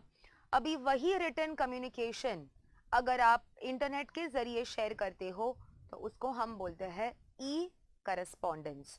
If you want to see the meaning of correspondence, आप प्रीवियस चैप्टर जो है चैप्टर नंबर 6 में आप देख सकते हो. So let's see some theory part of this chapter. सबसे पहला टॉपिक है फीचर्स ऑफ ईमेल. अभी एज यू कैन सी यहाँ पे 10 पॉइंट्स दिए हैं फीचर्स के. Let's understand. सबसे पहला पॉइंट है it is an electronic communication. That means everything is done online. आपको अगर कोई मैसेज सेंड या रिसीव करना है वो ऑनलाइन मोड के जरिए हो सकता है. दैट इज वाई ईमेल को बोला है that it is an electronic mode of communication. Second, cost effective. Cost effective का मतलब होता है it is less expensive. When I से लेस एक्सपेंसिव, इसका मतलब आप जब भी ईमेल सेंड या रिसीव करते हो आपको कोई और एक्स्ट्रा खर्चा नहीं होता है. Apart from your internet expenditure, बाकी ईमेल सेंड करने का या ईमेल रिसीव करने का कोई भी एक्सपेंडिचर नहीं होता. आप अगर दिन में मान लो 1000 ईमेल सेंड भी करते हो, so it is absolutely free of cost. Next, packages. अभी ये पैकेजेस का मतलब होता है the best example of packages is Microsoft outlook. Now because of this packages आप अपने ईमेल सेटअप को कस्टमाइज कर सकते हो या तो पर्सनलाइज कर सकते हो.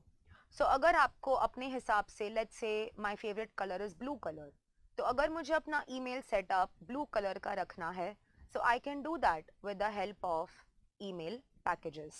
So the most common example of email packages is MS Outlook. Fourth point is interface. अभी interface का मतलब होता है यूजर एक्सपीरियंस. जब भी आप कोई भी सॉफ्टवेयर को यूज करते हो या कभी भी कोई भी एप्लीकेशन को यूज करते हो तो वो कितना कन्वीनियंट है उसको यूज करना, उसको हम बोलते हैं user experience. So let's take an example. मैं यहाँ पे जीमेल का एग्जांपल ले रही हूँ. अभी जीमेल में एक ऐसा ऑप्शन दिया है दैट आप अपने ईमेल को क्या कर सकते हो, स्केड्यूल कर सकते हो इन एडवांस. जैसे इफ सपोज आई से लेट्स से आज फ्राइडे है मान लो, अभी 2 दिन मुझे छुट्टी है. सो दैट मीन्स फ्राइडे के बाद वीकेंड मुझे छुट्टी है. अभी डायरेक्टली ना मुझे मंडे को सुबह 9 बजे मेरे एक क्लाइंट को ईमेल भेजना है. सो अभी मैं थोड़ा सा मुझे ऐसा डाउट लग रहा है कि अगर मैं मंडे को सुबह 9 बजे ऑफिस टाइम पे नहीं पहुंची तो मेरा ईमेल डिले हो जाएगा. सो मैंने क्या किया, फ्राइडे को ही ऑफिस से निकलने से पहले मैंने मेरे ईमेल को क्या कर दिया, स्केड्यूल कर दिया फॉर मंडे मॉर्निंग 9 AM. तो इसको हम बोलते हैं इंटरफेस. अभी ये फीचर आने की वजह से मैं जो यूजर हूँ ऑफ जीमेल, मेरा लाइफ इजी हो गया, मेरा यूजर एक्सपीरियंस बेटर हो गया. So we can say better the interface, better is the user experience. Attachments. अभी अपार्ट फ्रॉम टेक्स्ट मैसेजेस, मतलब टेक्स्ट मैसेजेस के अलावा अगर मुझे ईमेल के जरिए सेंड या रिसीव करना है कोई डॉक्यूमेंट, कोई वीडियोस या कोई वॉइस मैसेज अगर मुझे भेजना है या तो कोई फोटोज अगर मुझे भेजने हैं, तो ये सब मैं भेज सकती हूँ या रिसीव भी कर सकती हूँ in the form of attachments. So anything apart from text messages जो आप सेंड या रिसीव कर सकते हो ईमेल के जरिए, उसको हम बोलते हैं attachments. Next is spam, the most important feature जिसके ऊपर काफी बार एग्जाम में क्वेश्चन आया है. अंडरस्टैंड. अभी स्पैम को और भी कुछ वर्ड्स दिए हैं. स्पैम का मतलब होता है जंक मेल्स. स्पैम का मतलब होता है अनसॉलिसिटेड मेल्स, या तो स्पैम का मतलब होता है अनवांटेड ईमेल्स. अनसॉलिसिटेड का मतलब ही होता है अनवांटेड. सो ऐसे ईमेल्स जो हमारे किसी काम के नहीं है. कभी कभी आपने भी एक्सपीरियंस किया होगा कि ऐसे ऑनलाइन कुछ भी अगर प्रमोशन है, कुछ भी डिस्काउंट्स है, तो बार बार ब्रांड्स अपने को ऐसे ईमेल भेजते रहते हैं just for promotional purpose. So all these emails that you get are called as spam. Next, signature. अभी ये जो ईमेल सिग्नेचर है, ईमेल सिग्नेचर को यहाँ पे बोला गया है that it is a digital signature. अभी अगर हम सिग्नेचर की जनरली बात करें, हम क्यों साइन करते हैं कोई भी डॉक्यूमेंट. अगर आपको कोई भी डॉक्यूमेंट को अगर ऑथेंटिकेट करना है तब हम क्या यूज करते हैं, signature. So same way as a sender, अगर मुझे मेरे ईमेल को अगर ऑथेंटिकेट करना है ताकि मेरे रिसीवर को लगे कि हाँ एक प्रॉपर रिलायबल सोर्स से मुझे ईमेल आया है, तब हम क्या यूज करते हैं, email signatures. So email signatures has 3 things. सबसे पहले ईमेल सिग्नेचर में आप क्या लिखते हो, सेंडर्स नेम होता है. उसके बाद आप उसका मेंशन करते हो designation, and towards the end आप क्या मेंशन करते हो, companies name. So all these 3 collectively are known as email signatures. Next, search. अभी सर्च ऑप्शन हमें हेल्प करता है कोई भी ईमेल को फाइंड करने के लिए. अभी जैसे मान लो मेरा पूरा इनबॉक्स है and let's say in my email inbox more than 1000 emails are there, but मुझे एक पर्टिकुलर ईमेल आईडी ढूंढना है. सो अगर मैं पूरा इनबॉक्स स्क्रॉल करूं तो बहुत ज़्यादा टाइम चला जाएगा. बाकी मेरे पास ऑप्शन क्या है, that I use the search option, and जो पर्टिकुलर ईमेल आईडी अगर मुझे फाइंड करना है, I can do that with the help of search option. Next, cloud storage. Cloud storage का मतलब होता है बेसिकली आप अपना जो भी कंटेंट है वो कहाँ पे स्टोर कर रहे हो, ऑनलाइन स्टोर कर रहे हो। सो जैसे अगर मैं बात करूँ गूगल ड्राइव की, okay, Google drive is the most common example of cloud storage. अभी इसका बेनिफिट क्या है? क्लाउड स्टोरेज के दो बेनिफिट्स होते हैं। पहला बेनिफिट ये है कि आपका जो डिवाइस का स्टोरेज स्पेस है ना वो सेव हो जाता है।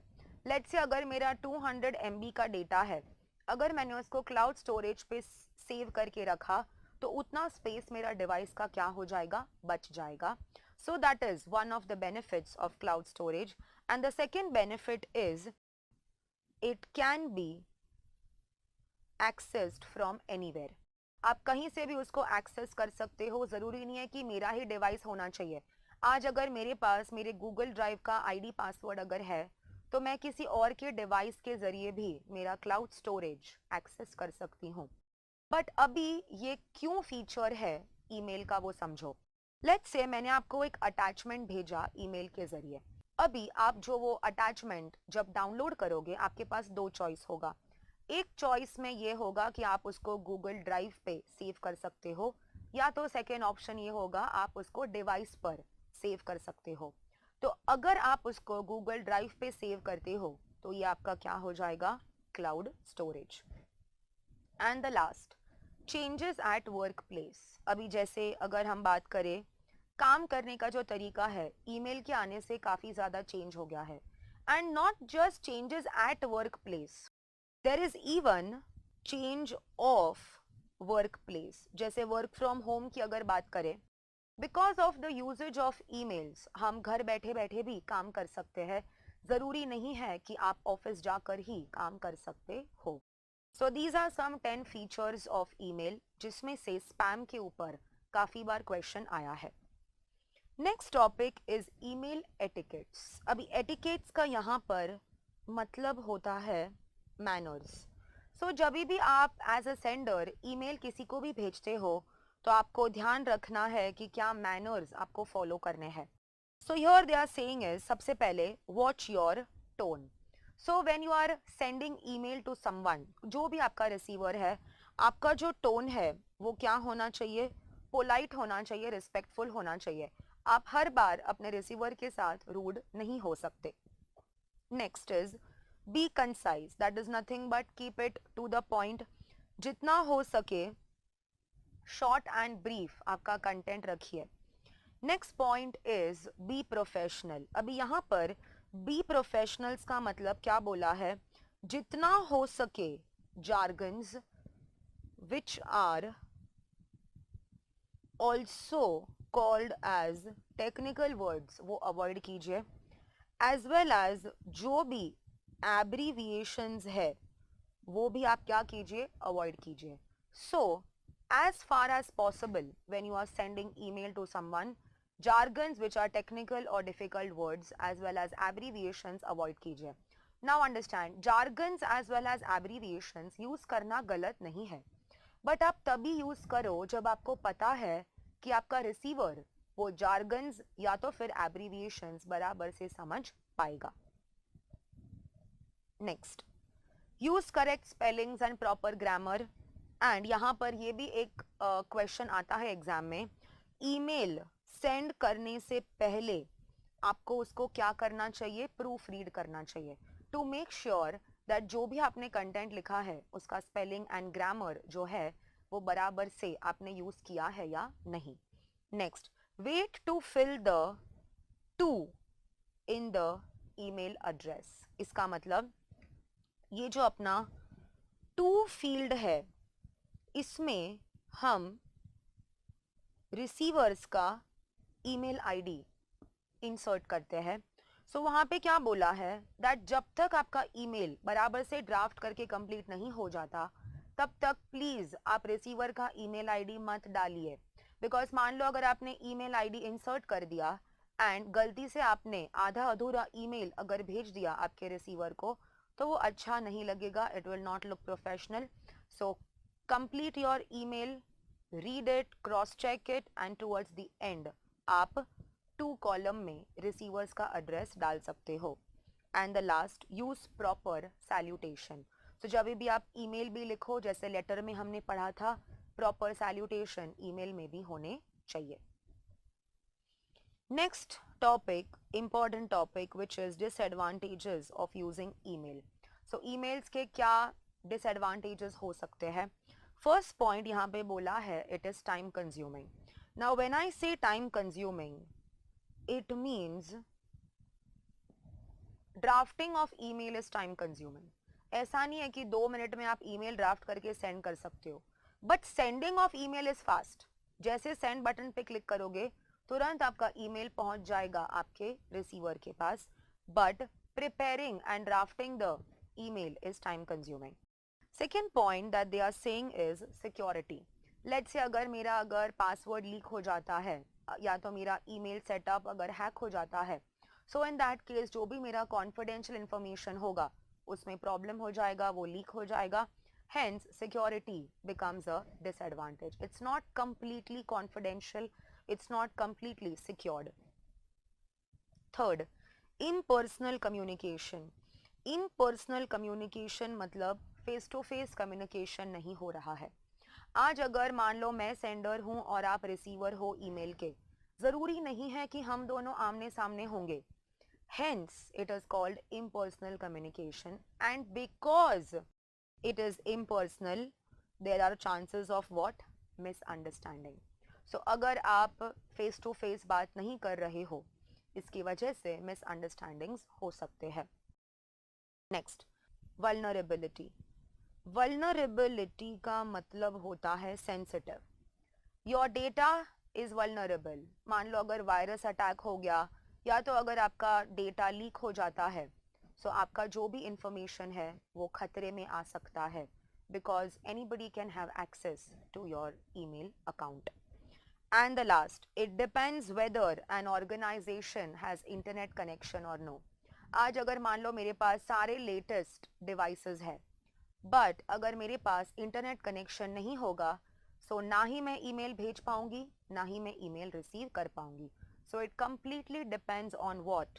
Internet connectivity. Okay? And the last topic of this chapter, that is intranet. अभी समझो, इंट्रानेट जो है वो 2 पार्ट में इसको डिवाइड करो.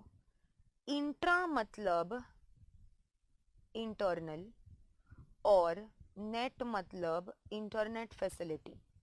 इसका मतलब ऐसा इंटरनेट फैसिलिटी जो यूज हो रहा है विद इन द ऑर्गेनाइजेशन, तो उसको हम कौन सा इंटरनेट फैसिलिटी बोलते हैं? इंट्रानेट.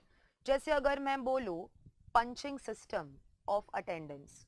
आज अगर मैं जब ऑफिस जाती हूं तो मेरे आईडी कार्ड से अगर मेरा अटेंडेंस पंच होता है, उसमें पता चल जाता है कि मैंने टाइम पे एंट्री लिया है, टाइम पे एग्जिट लिया है. So this is called as what? Intranet. So attendance punching system which happens online is an example of intranet, and वो सिर्फ और सिर्फ organization के जो employees होंगे वही सिर्फ access कर सकते हैं. So intranet is an internet facility जो कहाँ पे use होता है? within the organization. And what they are saying is जो external लोग हैं, that means those who do not belong to the organization, so external people who are not on the network cannot access intranet. So अगर कोई outsider है उसको आप intranet use करने के लिए accessibility नहीं दे सकते, because that person does not belong to the organization. Next, uses of internet. Okay, कुछ बेसिक यूजेस दिए हैं.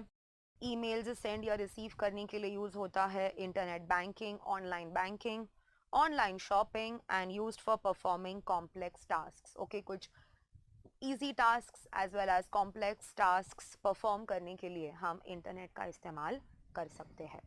So let's see some questions related to chapter number 7. Which of the followings can be done using internet? Can be used only to read inessential information, can be used to perform a basic to a complex task, can use only complex research tools, can only be useful to read a biography. Answer is option B. Basic या complicated task perform करने के लिए हम internet use कर सकते हैं. Unsolicited commercial emails sent to many people simultaneously is called flame, ping, post, spam. Answer is spam, unwanted emails. It is bad etiquette if the purpose of the email is dash. Discussed in the first paragraph, kept open in the inbox, revealed in the subject line, withheld until the conclusion. Answer is option D, withheld until the conclusion. Withheld का मतलब होता है आपने उसको confidential रखा है, मतलब email खत्म होने आया तब तक आपने बताया ही नहीं है किस पर्पस के लिए ईमेल भेजा है. Next, intranet enables users to view data via web browser rather than maintaining physical documents such as confidential data and private documents, salary accounts and paychecks, procedure manuals and requisition forms, financial transactions and budget allocation. Answer is option C, procedure manuals and requisition forms. So जो भी आप अपने receiver तक पहुंचाना चाहते हो, that means all your employees को जो आप इंफॉर्मेशन पहुंचाना चाहते हो, जैसे मैनुअल्स मतलब रूल्स एंड रेगुलेशंस अगर आपको सेंड करने हैं अपने एम्प्लॉयज को, वो आप कर सकते हो in the form of intranet. Next, arrange the email statements in the increasing degrees of politeness. इसका मतलब सबसे पहले कम पोलाइट वाला टॉपिक आएगा एंड उसके बाद धीरे धीरे the degree of politeness increases. तो वो क्रोनोलॉजी हमें बतानी है कि कम पोलाइट कौन सा है और सबसे ज़्यादा पोलाइट कौन सा है. Look into my notes, please take time to consider the notes. Would you take a moment to look over the notes. So सबसे ज़्यादा पोलाइट होगा प्लीज वाला ऑप्शन. सो यहाँ पर ऑप्शन D, that means सबसे कम पोलाइट है look into my notes. उसके बाद would you take a moment to look over the notes, and last please take time to consider the notes. Why should the sender proofread carefully before sending an email?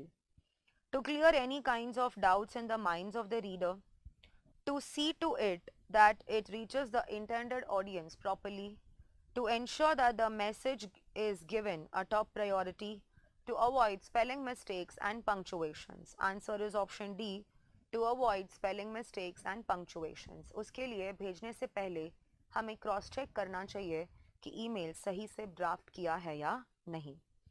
Which of the following cannot be shared through intranet of an organization? Confidential information, financial reports, sales report, vendor information. Answer is vendor information because this is going to be external information. बाकी सब internal information है, वो आप organization के within share कर सकते हो intranet के जरिए. So this was your chapter number 7 of e-correspondence. चलिए let's start with chapter number 5, listening skills. अभी listening skills का chapter start करने से पहले हम एक बाइफर्केशन देखते हैं, डिस्टिंग्विश देखते हैं बिटवीन लिसनिंग एंड हियरिंग. अभी दोनों टर्म्स में फर्क है लिसनिंग और हियरिंग में. सो लेट्स अंडरस्टैंड दोनों टर्म्स में फर्क क्या है. सो अगर लिसनिंग की बात करें, लिसनिंग में बोला गया है that it is a physical plus mental activity. Physical plus mental activity का मतलब होता है दैट अगर हम लिसनिंग करते हैं तो सुनने के साथ साथ हम मेंटली भी हमारा ध्यान होना चाहिए, फोकस होना चाहिए and there has to be understanding. So अगर स्पीकर कुछ बोल रहा है और हम उसके बात को अगर ध्यान से सुनते हैं और फोकस करके हम अंडरस्टैंड करते हैं तो इसको हम बोलते हैं listening. When a person is listening, so वो दोनों मैसेजेस पर फोकस करता है, verbal plus non verbal. Verbal मतलब वो वर्ड्स पर ध्यान देता है कि किस तरीके से वर्ड्स बोले गए हैं, as well as non verbal.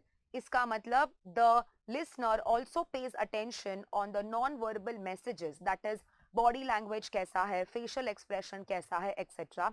So if a person is listening, the listener pays attention to both verbal as well as non-verbal messages.